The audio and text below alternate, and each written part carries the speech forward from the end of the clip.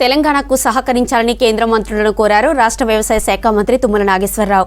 Food processing పెట్టుబడులు పెట్టాలని పారిశ్రామికవేత్తలను ఆహ్వానించారు. ఆలయాల్లో భక్తులకు మెరుగైన వసతులు కల్పించాలని అధికారులను ఆదేశించారు మంత్రి సీతక్క. రేవంత్ సర్కార్ చేస్తున్న అభివృద్ధి పనులు చూడలేకే బీఆర్ఎస్ నేతలు విమర్శిస్తున్నారని ఫైర్ అయ్యారు కాంగ్రెస్ లీడర్లు. ఢిల్లీలో బిజీగా గడిపారు తుమ్మల నాగేశ్వరరావు. కేంద్ర వ్యవసాయ శాఖ మంత్రి శివరాజ్ సింగ్ చౌహాన్తో భేటీ అయి ఆయిల్ ఫామ్పై దిగుమతి సుంకం పెంచినందుకు తెలంగాణ రైతుల తరపున కృతజ్ఞతలు తెలిపారు. రాష్ట్రంలో కోకోనట్ బోర్డు ఏర్పాటు చేయాలని కేంద్ర మంత్రికి విజ్ఞప్తి చేశారు. అశ్వారావుపేటలో సేంద్రియ ఉద్యానవన పంటల కోసం సెంటర్ ఫర్ ఎక్సలెన్స్ ని ఏర్పాటు చేయాలని కోరారు. భద్రాద్రి కొత్తగూడెం జిల్లాలో గ్రీన్ ఫీల్డ్ ఎయిర్పోర్ట్ ఏర్పాటు చేయాలని పౌర విమానయాన శాఖ మంత్రి కించారపు రామ్మోహన్ నాయుడుకు వినతి పత్రం అందజేశారు. అగ్రికల్చర్ రంగంలో పెట్టుబడులకు తెలంగాణ అనుకూలమన్నారు మంత్రి తుమ్మల నాగేశ్వరరావు. ఢిల్లీలోని భారత మండపంలో జరిగిన ప్రపంచ ఆహార సదస్సులో పాల్గొన్నారు. లులు గ్రూప్ చైర్మన్ యూసుఫ్ అలీతో పాటు పలు ఫుడ్ ప్రాసెసింగ్ కంపెనీ ప్రతినిధులతో భేటీ అయ్యారు. రాష్ట్రంలో పెట్టుబడులకు ఉన్న అవకాశాలను వివరించారు. ఫుడ్ ప్రాసెసింగ్ యూనిట్స్ యొక్క ఆవశ్యకత, ఆ రాష్ట్రంలో ఉన్నటువంటి పంటల యొక్క విధానం, ఆ పంటలకు సంబంధించినటువంటి యూనిట్స్ మీరు ఏర్పాటు చేస్తే ప్రపంచవ్యాప్తంగా తెలంగాణ పంటలకి గిరాకీ రావటమే కాకుండా ఆ రైతులకి లాభం జరుగుద్ది. కాబట్టి మీరందరూ తెలంగాణలో పరిశ్రమలు ఎస్టాబ్లిష్ చేయాలని చెప్పి కోరటం జరిగింది. రాష్ట్రంలోని దేవాలయాల్లో భక్తులకు మెరుగైన వసతులు కల్పించాలన్నారు దేవాదాయ శాఖ మంత్రి కొండా సురేఖ.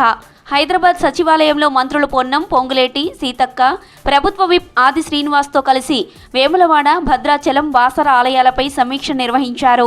ఈ ఆలయాల్లో అభివృద్ధి పనుల పురోగతిపై ఆరా తీశారు. పెండింగ్ పనులు త్వరగా పూర్తి చేయాలని ఆదేశించారు సురేఖ.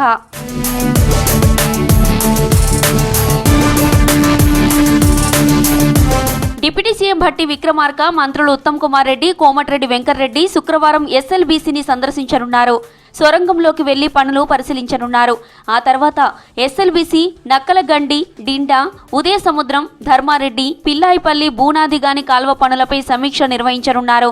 కాంగ్రెస్ హయాంలో 80% పూర్తయిన ఎస్ఎల్బీసీని 10 ఏళ్లు బీఆర్ఎస్ సర్కారు పట్టించుకోలేదన్నారు మంత్రులు. దశాబ్దాలుగా నిర్లక్ష్యానికి గురైన నల్గొండ జిల్లాలో ప్రాజెక్టులను త్వరగా పూర్తి చేయడానికి కృషి చేస్తున్నామని చెప్పారు.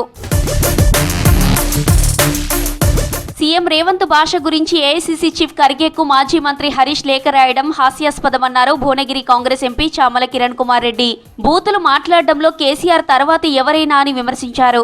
సమస్యలపై నుంచి దృష్టి మళ్లించడానికి బీజేపీ నేతలు జమిలీ ఎన్నికలు తెరపైకి తెచ్చారన్నారు ఎంపీ చామల.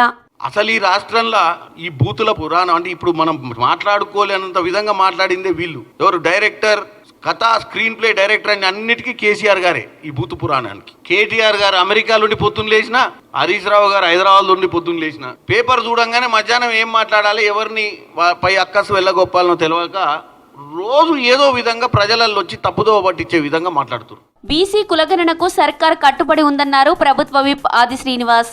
కులగణనపై కేటీఆర్ నీతులు చెప్పాల్సిన అవసరం లేదన్నారు. స్థానిక సంస్థల్లో బీసీలకు 42% రిజర్వేషన్లను ప్రభుత్వం అమలు చేస్తోందన్నారు ఆది శ్రీనివాస్. బీఆర్ఎస్ కు బీసీలపై చిత్తశుద్ధి ఉంటే పార్టీ వర్కింగ్ ప్రెసిడెంట్ పదవి కేటాయించాలని డిమాండ్ చేశారు. బీసీ కుల గణనకు మా ప్రభుత్వం కట్టుబడి ఉందన్న మాట సంతు మీ అందరికీ. కేటీఆర్ గారు మాకు నీతులు చెప్పాల్సిన అవసరం లేదు. 9 సంవత్సరాల ప్రభుత్వ హయాంలో ఏనాడైనా బీసీల గురించి కులగణన చేయాలని చెప్పిన ఆలోచన మీకు ఎందుకు రాలేదని చెప్పిన మాట సందర్భంగా హైదరాబాద్ ప్రజాభవన్లో మంత్రి సీతక్కతో విద్యా కమిషన్ చైర్మన్ ఆకునూరు మురళి భేటీ అయ్యారు. రాష్ట్రంలో విద్యా ప్రమాణాలను పెంచేందుకు తీసుకోవాల్సిన చర్యలపై ఇద్దరు చర్చించినట్టు సమాచారం.